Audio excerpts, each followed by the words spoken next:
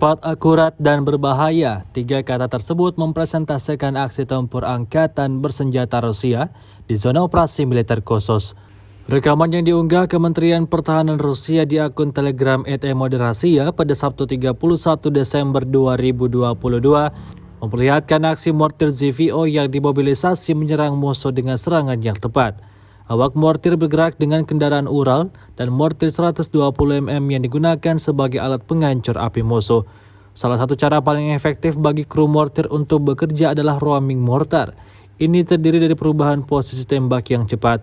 Kecepatan dan ketepatan memukul target tercapai berkat penyesuaian tembakan dengan bantuan UAV. Setelah tembakan pertama, awak mulai bekerja seperti mekanisme yang disusun dengan baik, di mana setiap petarung mengetahui manuvernya dengan sangat baik. Dalam hitungan menit, kalkulasi penggunaan lebih dari 3 lusin ranjau 120 mm ke target yang teridentifikasi. Hingga video ini beredar, beragam komentar dituliskan warganet.